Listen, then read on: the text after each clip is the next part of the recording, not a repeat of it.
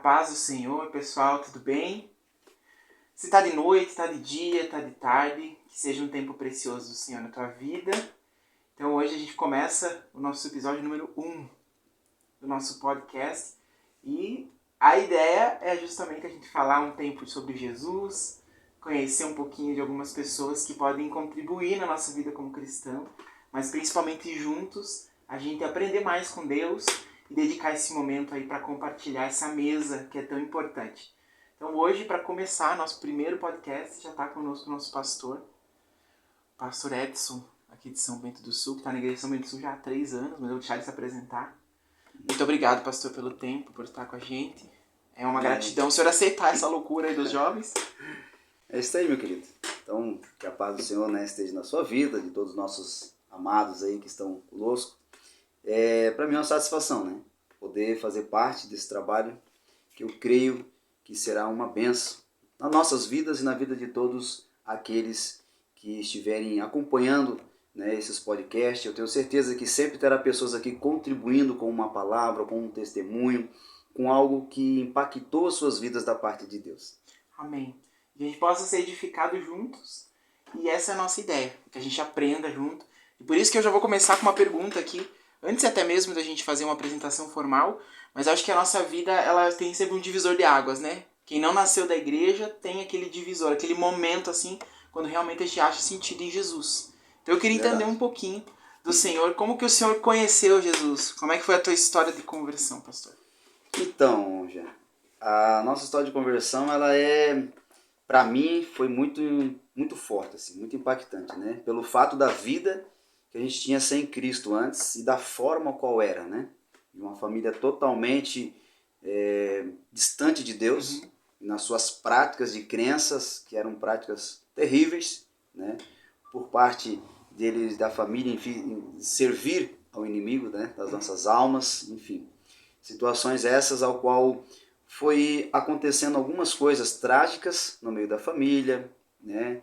Tivemos aí a perca do meu pai, né? 98, e aí minha mãe então fez um desafio, né? De se voltar a Deus, dizendo, eu quero ver se esse Deus é mais forte do que eles que eu sirvo, né? E ela se surpreendeu, pois ela achou o verdadeiro Deus, né, na vida dela. Então, posteriormente, aí uns 4 anos que ela estava servindo a Cristo e sempre orando pela família, pelos filhos, e ela sempre nos convidando, questão essa que a gente sempre recusou, porque quando a gente não conhece a Cristo, a gente acha que isso é uma coisa de outro mundo, não é para mim, eu prefiro o mundo, e hoje a gente vê que a gente estava totalmente enganado, que é muito melhor estar em Cristo Jesus. Então, a partir de tantas conversas, de tanto ela nos convidar e nos falar do amor de Jesus, não foi tão simples. Como a gente mesmo já testificou aqui na igreja mesmo, né? Vocês fazem parte desses momentos onde vocês já ouviram parte do nosso testemunho, a ponto de missionários ir na nossa casa. E eu, quando jovem, né, pulava a janela do quarto, não queria contato, não queria conversa, né? Saía correndo. Saía fácil, fugia, corria longe. Então minha mãe dizia, meu filho, fica em casa, os missionários vão vir aqui, o pastor vai vir aqui conversar com a mãe, quer conversar contigo, quer te conhecer. E eu já visto que minha mãe teve alguns pastores nesses 4 anos que não me conheceram, porque sempre quando eles chegavam eu dava um jeito de sair antes, ou eu tinha que fugir, pular a janela do quarto, não queria contato, né, com os cristãos. Mas eu estava enganado, né, estava iludido. E aprove Deus preparar uma situação tão maravilhosa, ao qual a minha mãe e a mãe da minha atual esposa congregavam na mesma igreja, né, nas Santas Missões, na cidade de Gaspar. Então minha mãe orando pela salvação da minha vida, e a minha sogra hoje orando pela salvação da filha dela, e aprove de nós dois nos conhecer, né, fora da igreja. E eu não sabia que ela tinha uma mãe crente, cristã, né, que cria no Senhor, e nem ela sabia da minha mãe. Aconteceu que passado um tempo, veio à tona então, né, que aí as 2 mães estavam orando pelos seus filhos, e aí estava nós ali agora iniciando um período de namoro. Então, foi a partir de um momento ao qual Deus usou a vida da minha esposa para dizer para mim assim, vamos na igreja hoje à noite, esse final de semana? Olha que eu pensei bastante, relutei bastante. Pô, minha mãe já convidou eu 4 anos e eu nunca quis ir, mas sabe aquela coisa? Tá namorando, digo, quer agradar. Poxa, quer agradar. Eu disse, então não vamos na igreja, mas depois nós vamos fazer um lanche, nós vamos sair. Ela disse, não, tá bom. E eu fui a primeira vez. sabe? Fui a primeira vez e daqui a pouco ela convidou de novo e passou-se um tempinho. Quando eu vi, a gente já estava indo todo sábado e graças ao bom Deus a gente pôde um dia que houve um encontro missionário, um congresso de missões na cidade de Itaió, a gente rendeu nossa vida a Cristo. E como as mulheres, tem uma influência na nossa vida. Com certeza. E aí o senhor pensou que ia casar com uma mulher, acabou casando com Jesus também. Isso Veio aí. o pacote completo. Mas o senhor acredita que teve um momento que deu um estalo, assim? Aquele momento, assim, que parece que os olhos abriram. Porque o senhor, acredito, tinha uma visão sobre a igreja. E talvez isso criava uma barreira até de ir, talvez uma experiência com alguém, não sei. Isso. Mas aconteceu alguma coisa que mudou aí essa tua percepção, assim, além de convidar, mas o senhor lembra de algum fato assim específico? Então, olha o que acontece. Eu entendo que por 4 anos ali, minha mãe orando por nós, convidando para a gente vir para Cristo, vir conhecer ao Senhor, vir participar de uma reunião, a princípio eu não tinha vontade, né? Porque a gente era morto espiritualmente, então a gente não tinha aquele prazer de querer vir, né? Mas uma coisa que me chamou a atenção foi uma vez um missionário que passou pela cidade, e ele ficou poucos meses na cidade, e ele me indagou a respeito de uma prática de atividade física que eu fazia, e hoje eu entendo que ele não foi sábio quando ele me abordou. Porque no primeiro contato que a gente teve, ele já me abordou que aquela prática de atividade física que eu fazia era do diabo. Então ali foi um bloqueio totalmente na minha vida, ao qual eu não quis saber de forma alguma de botar os pés numa igreja. Entendi. Posteriormente a isso, houve outros pastores que vieram, missionários e tal. Mas houve um pastor na cidade uma determinada vez que foi totalmente ao contrário. Quando ele me perguntou sobre o que eu fazia, se eu praticava esportes, eu disse que sim e tal. Então quando ele soube da situação da prática de esportes que eu fazia, ele, que legal, cara, bacana e tal. Uma abordagem totalmente diferente. Uma abordagem totalmente sábia. E ele me cativou, sabe?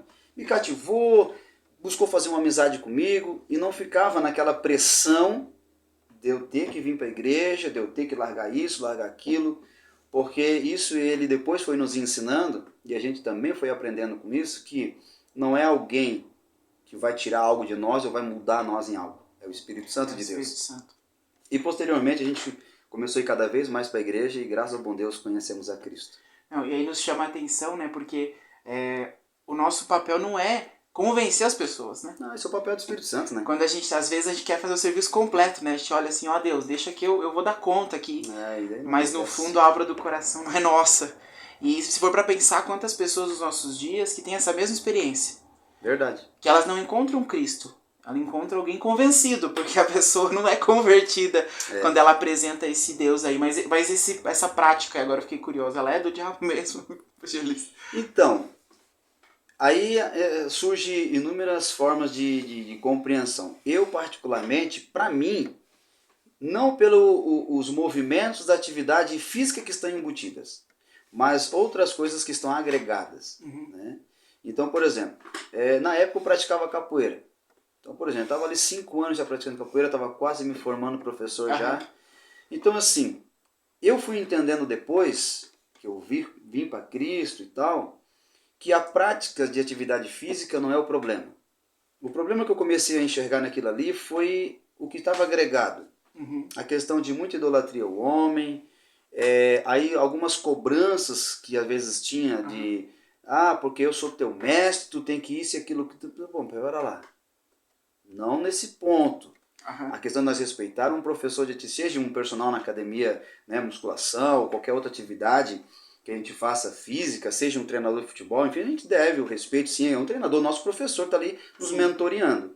Mas o fato deles estarem sempre chamando aquela atenção que eu sou teu mestre, cara, você é meu professor, você é meu mentor, tá me passando teu conhecimento, agora o meu mestre, cara, o qual deve toda a minha, né, reverência e tal, é Cristo. Então dentro da capoeira a gente viu muito, eu comecei a ver muito, porque como a gente veio de uma família, né, de práticas de esquerda, como diz assim, né, práticas de esquerda no mundo espiritual, né, talvez quem está nos assistindo aí vai entender o que eu estou falando. Então, tipo assim, é como eu já dei testemunho aqui na igreja, meus pais na sua ignorância me consagraram aos demônios, era o grande centro espírita e tal. Então lá na capoeira era quem tocava atabaque, era quem tocava o berimbau, era quem ensinava os outros a aprender a tocar berimbau, atabaque, tipo assim, mas não por isso, porque é um instrumento, muito bem. O problema eram as músicas, que sempre estava atribuída a alguém, em homenagem ao fulano de tal, ao Beltrano de tal, e eu comecei a ver aquilo para mim, começou já a não fazer mais sentido. Eu disse, não, pera lá, eu vou adorar o Senhor. Não ficar adorando sempre a um homem, sabe, trazendo, porque tal, porque salve fulano de tal. Enfim, para alguns pode ser que não tenha problema nenhum, mas para mim, no meu entendimento, aquilo já começou a não me servir mais. E outra, não foi alguém que disse para mim, pare. Eu senti em mim, dentro de mim, isso aqui deu para ti, isso aqui. E eu acabei então desistindo. Entendi, evangelista. Às vezes o que a gente precisa entender é que a adoração realmente não é uma música isolada num culto de domingo, mas é uma vida de entrega. E é bem essa avaliação, né? O que no meu dia a dia que faz com que o trono da minha vida não esteja Deus. E às vezes é uma prática que eu estou colocando na frente de Deus. Então a gente começa a perceber quando a gente vem para a igreja esse processo, né? Não é ninguém assim, larga tudo isso, e as pessoas até nos ajudam e nos orientam. Mas se o Espírito Santo não trabalhar no nosso coração, é verdade, a mudança não acontece.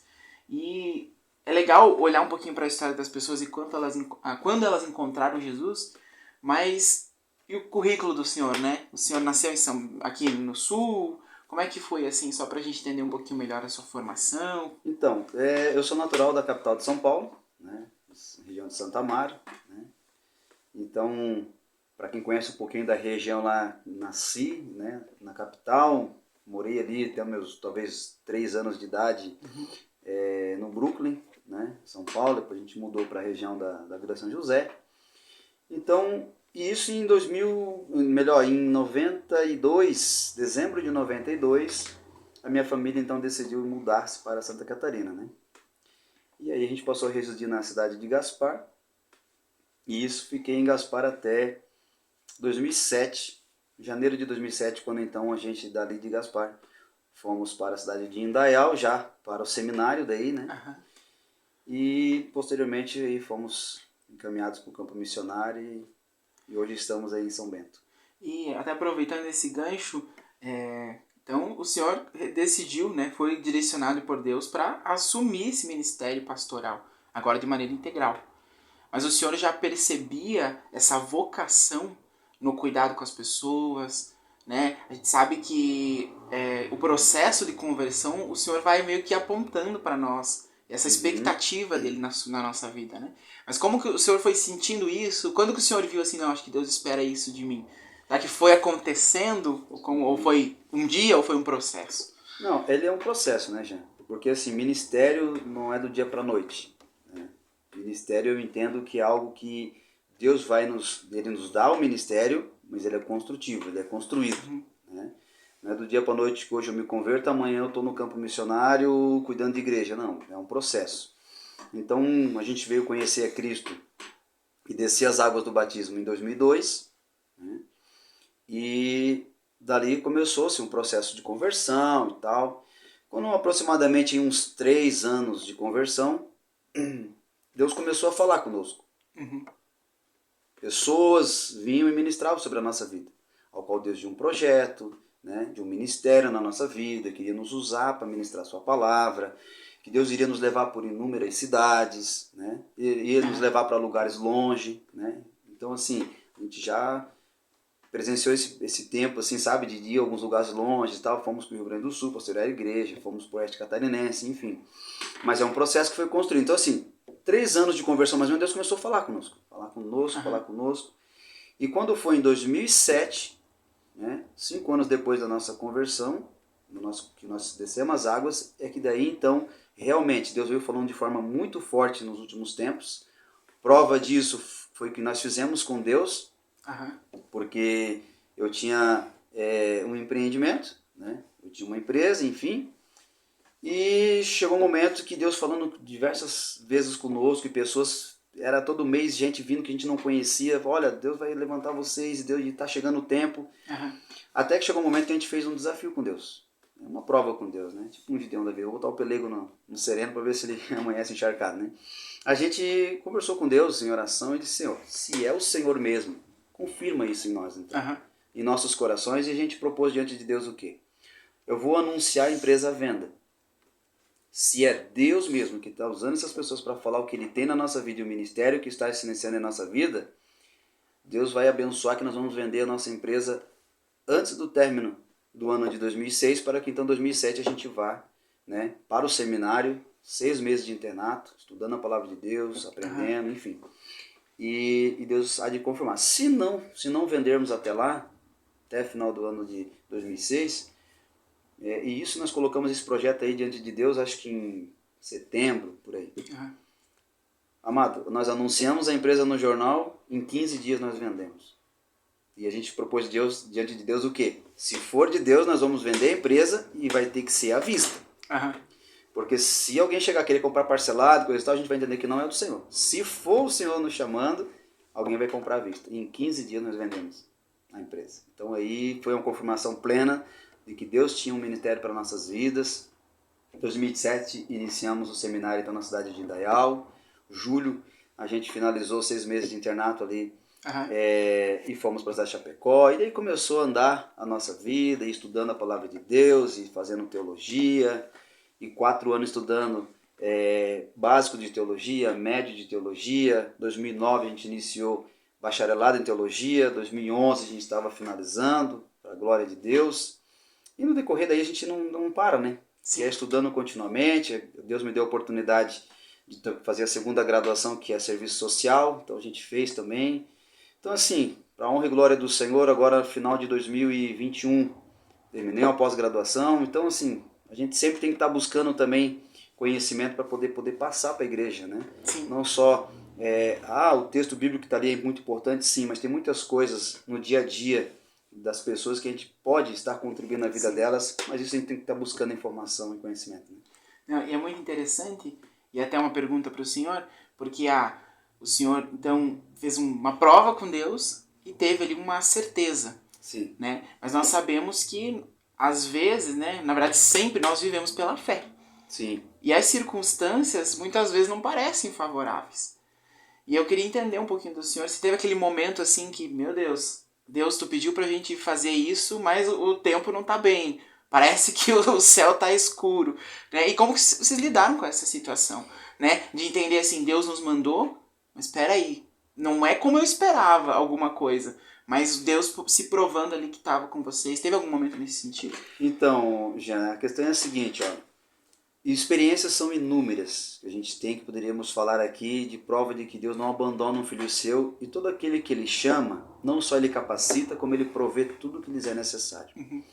Então, a minha convicção de que era Deus nos chamando quando a gente veio para Cristo, e posteriormente na questão ministerial, então foi uma certeza tão grande no meu coração, que a nossa dependência e confiança em Deus, ela sobrepõe qualquer outra coisa. Porque o homem é falho. Então, se for olhar a questão humana, muitas pessoas já falharam conosco. Só que Deus nunca falhou conosco. Agora, de inúmeras experiências, por exemplo, é um caso que você sai de uma situação confortável, onde você tem uma condição financeira, um conforto, um tipo de alimentação, enfim. Você viaja, você se planeja, você tem recursos para isso. Outra coisa é você, quando você entende que esse chamado, só para fechando ali a questão, quando Deus nos chamou, que a gente foi para o seminário em 2007, não foi só o fato de nós fazer a prova com Deus, de que se nós vendesse a empresa, era Deus confirmando que Ele estava conosco, né? Que era Ele nos chamando.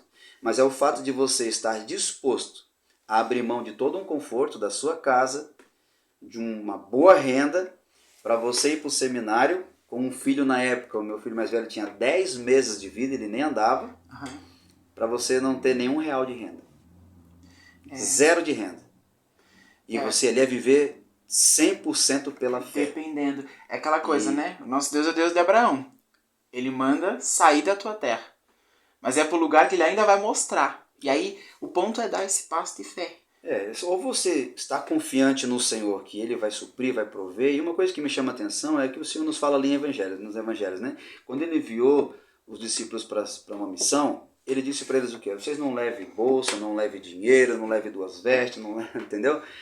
E eles foram, né? Pessoas foram curadas, pessoas foram libertas, eles voltaram felizes e alegres e tal. Aí Jesus pergunta para eles, quando eu enviei vocês, sem dinheiro, sem bolsa, sem 2 vestes, né? Faltou alguma coisa? E todos eles disseram, não nos faltou nada. E eu posso dizer hoje com toda a propriedade, desde 2007 para cá, estando à frente de igrejas, pastoreando igrejas, nunca nos faltou nada. Estou falando que nós não tivemos momentos de escassez de alguma coisa, mas foram momentos, né? Momentos esses, como por exemplo, já testifiquei aqui na igreja, o fato de nós estarmos construindo uma casa pastoral na cidade de Erechim, no Rio Grande do Sul, sem recursos praticamente.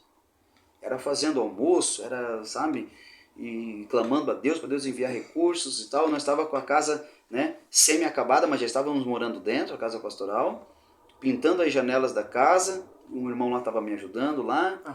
E a minha esposa fez ali a refeição do meio-dia e ela chegou para mim lá fora e disse assim, olha, missionário, acabou o azeite.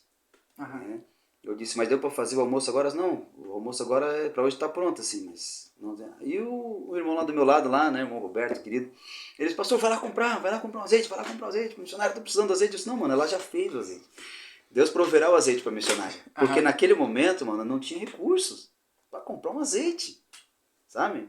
Mas Deus vai prover o azeite, eu creio. No mesmo dia à noite nós tinha culto. Eu fui buscar uma irmã em casa, né? Hoje ela já está na glória com o Senhor, e a mãe dela, que também já partiu no Senhor, ela chegou na porta e disse para mim assim, olha, missionário, espera um pouquinho.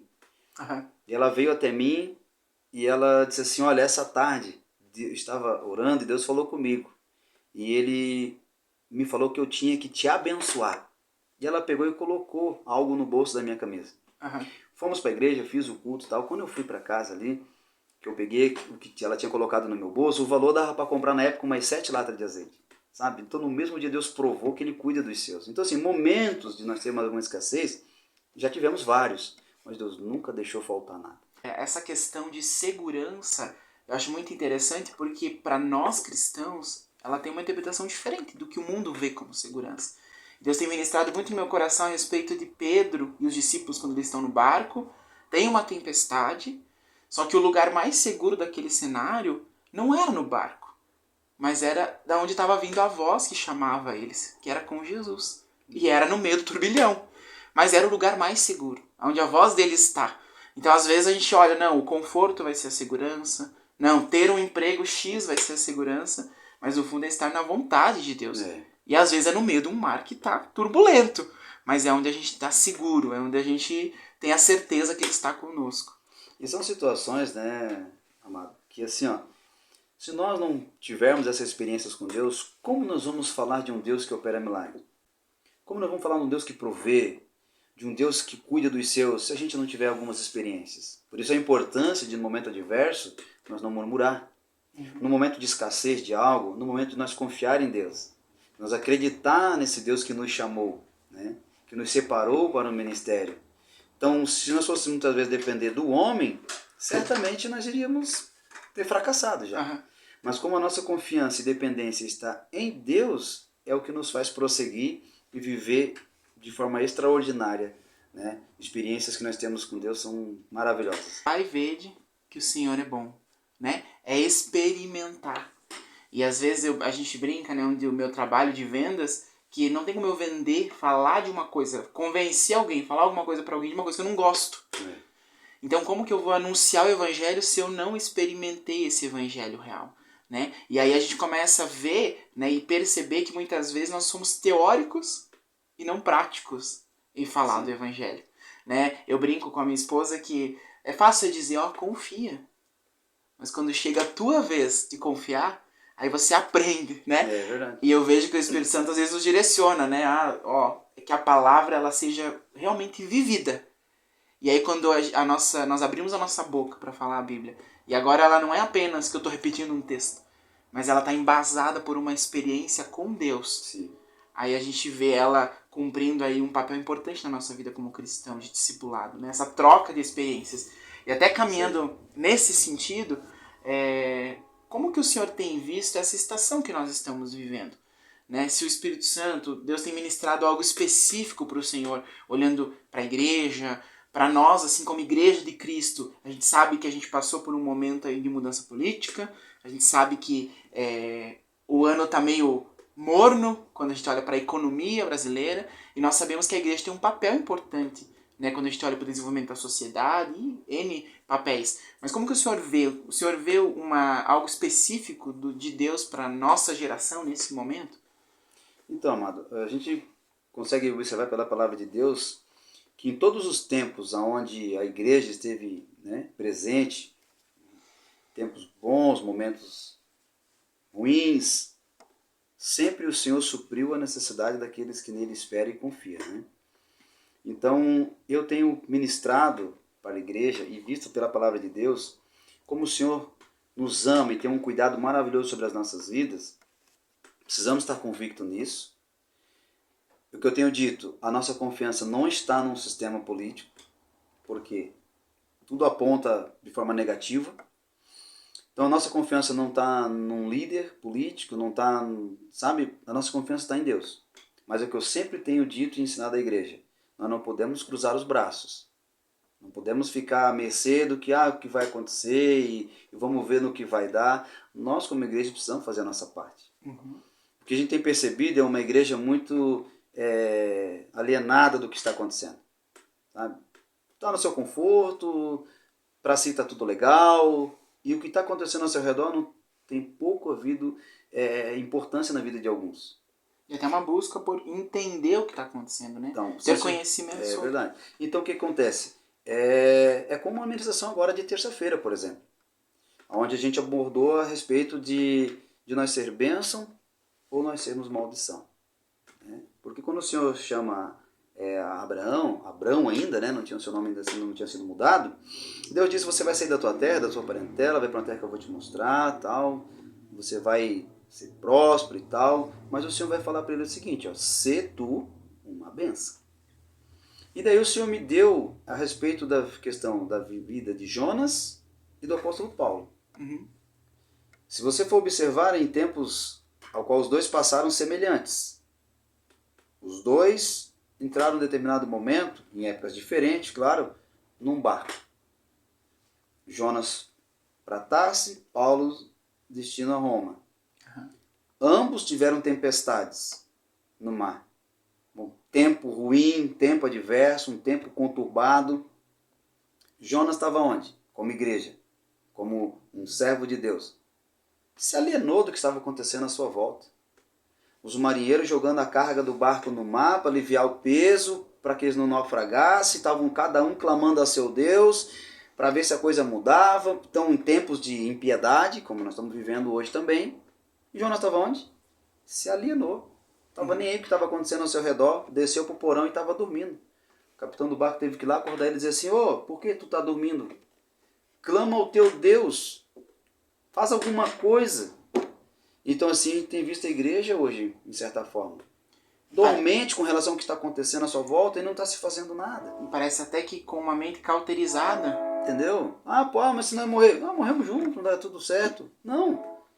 Todo mundo lá clamando ao seu Deus, seus pseudos deuses lá, mas Jonas, que serviu ao Deus verdadeiro ali, né? Estava ele dormindo.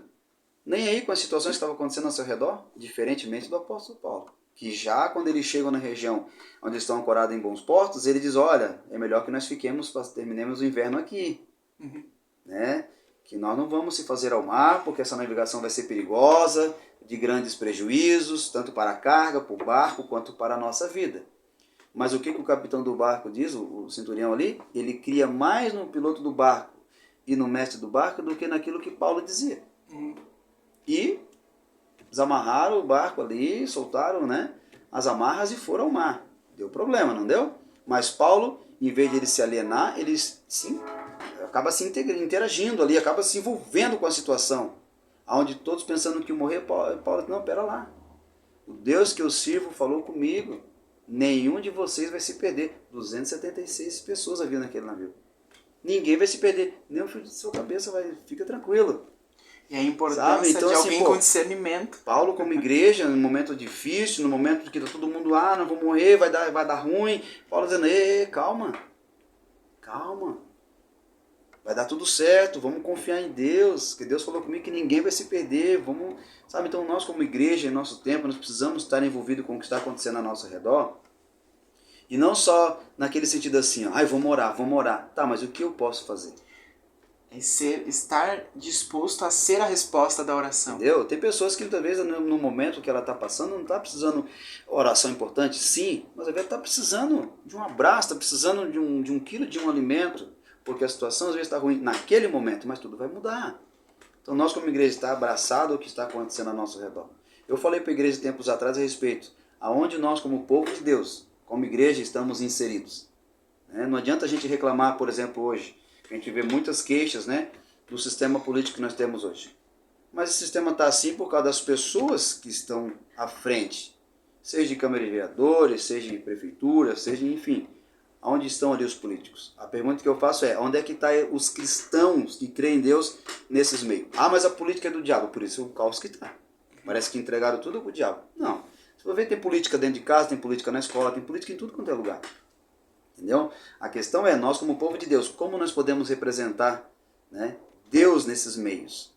Então eu falo, numa associação de pais da escola, da PP, o cristão deveria estar fazendo parte.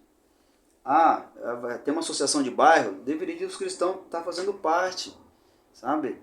Para que possa ter esse balanço de alguém que tem ali princípios, né? Pessoas de caráter dizendo, opa, pera lá, não podemos concordar com isso, nós temos que fazer para cá, vamos lá. Qual é o melhor para o município, para a sociedade, para o país? Enfim, mas a igreja fica alienada dessas coisas muitas vezes. É o cristão 007, né? Entendeu? E aí a gente esquece que nós conhecemos o fim da história. E as trevas ficarão mais densas, mas a igreja mais gloriosa. Aí quando dá ruim, mas nós oramos. Mas nós pedimos a Deus. Mas o que você fez como cidadão? Nós somos cristãos. Nossa morada não é aqui, é lá no céu, tal, é junto do Senhor, é na Nova Jerusalém. Mas enquanto nós estivermos aqui, nós temos uma cidadania a ser exercida. E aí fica pra nós, né? Se a gente é o Jonas, que tá tocando terror no meio do barco, e o pior é o impacto que ele tem ao redor dele, né?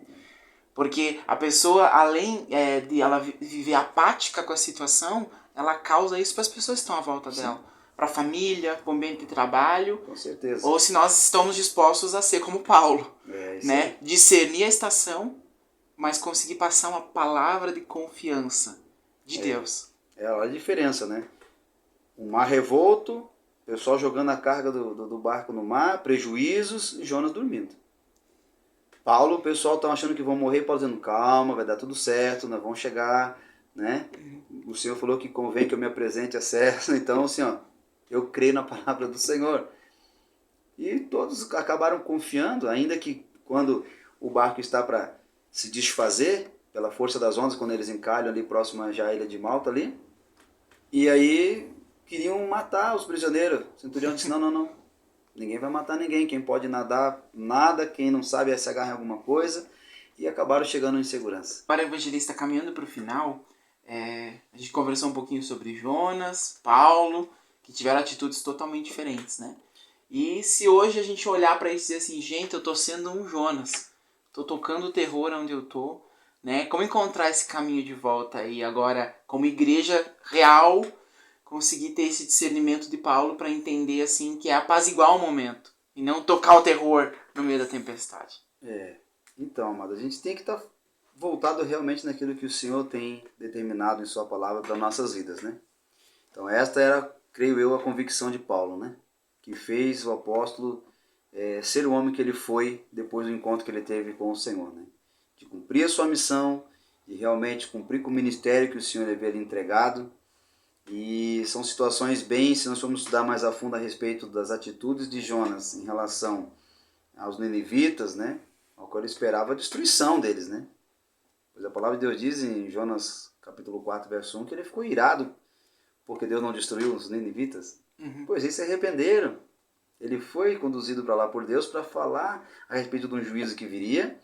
E eles se arrependem, mas ele fica chateado. Ele queria a morte dos caras lá. Então olha a diferença de Paulo. Não, fica tranquilo, ninguém vai morrer, vai dar tudo certo. Então nós temos que ser essa igreja que apazigua quando nós vimos um tempo que nós estamos vivendo, meio conturbado, como você falou, meio morno, a questão economia do país e tal, tudo meio... E tem muito cristão meio, pois é, que a coisa vai ficar ruim. Calma, calma, tua confiança está onde? Né? Se nós formos olhar a história da igreja, por vários momentos de adversidades ela já passou e sobreviveu. Então eu creio que Deus ele cuida dos seus. Claro, a gente precisa ser prudente, né? Ser bastante sábio nessa questão administrativa, nos recursos que temos no momento, para não estarmos aí vivendo de forma a exagerar nos nossos gastos, a investir no que não é verdadeiramente necessário, para que a gente, se passar por um momento mais estreito, poder ter como sair, né, de forma abençoada dessa situação. E até a questão de onde estão nossos olhos, né? Se nós mantemos os olhos no Senhor, com certeza a gente não vai encontrar frustração. Mas se nós colocarmos os olhos nos homens, com certeza. a certeza também que nós nos frustraremos. Sim. E até caminhando um pouquinho para o final, evangelista, né, eu acho que era legal a gente falar um pouquinho sobre o trabalho que nossa igreja tem em São Bento. Né? Nós somos de São Bento do Sul e a expectativa hoje nós temos vários trabalhos como igreja. Né? E acho Verdade. que é bom o pessoal conhecer um pouquinho sobre hoje, né, o senhor pastoreando a igreja de São Bento e como que esse trabalho tem se desenhado, como que nós como igreja hoje já ajudamos pessoas e a gente tem hoje esse papel em São Bento e região. Então, a gente atualmente temos na nossa igreja, né, alguns trabalhos estão sendo desenvolvidos, né? Nós temos reuniões terças-feiras, né, terça do vencedor, nós temos quarta-feira. Isso terça, fala primeiro aqui da igreja, né, no templo sede. Nós temos na terça-feira, né, um culto maravilhoso às 19h30, terça do vencedor. Nós temos no domingo um culto de louvor e adoração a Deus maravilhoso que acontece sempre nos domingos às 18 horas. Nós temos nos sábados, um sábado nós temos o grupo Novos, né, o grupo de jovem. Num sábado nós temos grupo de mulheres. Num sábado nós temos grupos de casais às 19 horas. Né? As mulheres acontece quando é o sábado, dia das mulheres, fazer o seu encontro. As mulheres se reúnem às 4 da tarde, nos sábados. Os jovens também às 19, né? O jovem também às 19 horas, os casais nos jovens, uma vez por mês. Né? Nas sexta-feiras, nós temos aqui em Serra Alta também, em São Bento do Sul. Às sexta-feiras nós temos os PGFs, né? São os pequenos grupos familiares que acontecem aqui em Serra Alta, próximo ao mercado ao material de construção Nader e lá dentro na Berca. Né? Nós temos 2 locais aqui. E na sexta-feira também nós fizemos o PGF na cidade de Campo Alegre. Então nós temos esses trabalhos aqui próximo, na cidade próxima. E a meta é avançar mais. Né? Então nós estamos aí mobilizando a igreja, Deus vem levantando pessoas, nós temos grupos de discipulado, né, que acontece a cada 2 meses e meio, 3 meses, um grupo de discipulado novo se inicia, tem pessoas que estão com aquele desejo de se voltar a Cristo, o Espírito Santo já vem convencendo esses corações, então elas passam por esse discipulado, por esse estudo maravilhoso da Palavra de Deus. Nós temos também todo domingo de Santa Ceia, é um momento que a gente chama, que juntamente com a Santa Ceia do Senhor, é o Domingo do Amor, onde a igreja sempre contribui com alimentos não perecíveis e em alguns momentos perecíveis. E a gente tem revertido isso para ajudar algumas famílias aqui da cidade, né? Estão numa situação um pouco mais difícil no momento, mas eu creio que essa situação dessas famílias vão mudar também, em nome de Jesus. A gente consegue estar fazendo esse trabalho social e também com essas pessoas. A gente consegue, como agora, mês passado, a gente conseguiu doação de uma cama para uma família que precisava de uma cama, estavam dormindo no chão. Conseguimos emprestado também um andador para um senhor, irmão, membro aqui da igreja que estava necessitado de um andador. Conseguimos uma doação de uma cadeira de roda para poder atender a necessidade da sociedade, até da membresia da igreja, quando numa necessidade a gente faz um empréstimo, né, dessa cadeira. Então, assim, a gente tem feito alguns trabalhos, né, voltados aí à sociedade do nosso município. E ainda tem, né, os cultos no bairro lá em Sol. Isso, bem lembrado, a gente tem nas quartas-feiras, até ia falar sobre isso, me fugiu aqui, né? Toda quarta-feira nós temos uma concentração de fé no bairro Lençol, lá no loteamento alpestre, né, que fica aos fundos da mercearia do Gemada, mais conhecido mercearia do Gemada. Ali aos fundos ali a gente tem um trabalho ali que acontece toda quarta-feira. Tem sido vidas abençoadas naquele lugar. Então, por desculpa de horário, não dá para dizer que não As pode possibilidades participar. são várias, né? A gente tem toda sexta-feira de manhã, por exemplo, às 8 horas da manhã aqui na igreja, um momento de oração. Né? Aqueles que gostam de orar, de conversar com Deus. né? Vem orar conosco, vem participar conosco, vamos clamar a Deus. Então, toda sexta-feira às 8 horas da manhã a gente está se reunindo em oração aqui na igreja. Amém. Muito obrigado pelo tempo do Senhor. É o nosso primeiro podcast, é uma honra ter o Senhor aqui conosco. Nosso pastor está com a gente. E que a gente possa viver em novidade de vida e continuar realmente a não apenas falar sobre uma novidade, ser novos, mas viver essa experiência. Amém. Então, muito obrigado. A gente conta contigo para você compartilhar esse vídeo, para você curtir. Comenta aqui que se ficou alguma dúvida, se você quer falar sobre a capoeira com o nosso pastor, é o momento. E aí a gente continua. Deus abençoe, a paz do Senhor. Pera! Calma. Vem, um versículo. João 3,16. Um livro que mudou sua vida. Cara, em seus passos que farei Jesus. Uma música. Pra onde eu irei? Um testemunho. Cara, nascimento do nosso filho. Motivo para orar. Cara, tem vários. Mas o motivo para nós orar é por essa humanidade que precisa conhecer Jesus. Uma mensagem para os jovens. Jovem, então começa por você, né, jovem? Vamos se firmar na palavra do Senhor. Salmo 119, a estrofe 9 em diante diz: como vai purificar o jovem o seu caminho? O jovem vai purificar o seu caminho, a sua vida na palavra do Senhor. Então, se o jovem tiver alicerçado na palavra de Deus e vivendo ela, ele vai ter uma vida abençoada, com certeza. Nice. Você pode fazer uma oração para nós? Podemos. Vamos orar então. Grande Deus e Pai, eu quero neste momento, em o nome de Jesus, estar intercedendo, Senhor, orando por cada jovem, por cada habitante, papai querido, desta cidade e fora dela, Senhor Deus, que eles venham conhecê-lo, que eles venham ser libertos de todas as amarrações no mundo espiritual, nos vícios que têm lhes prendido e lhes mantido distante do Senhor. Eles venham ao conhecimento da verdade e eles possam ser libertos através de Cristo Jesus. É o que eu te peço, Pai querido, que haja paz nessas famílias da nossa sociedade, a alegria, haja comunhão, Senhor Jesus, o respeito em Teu nome. É o que eu te peço e assim abençoa cada um em nome de Jesus. Mas, Senhor, top.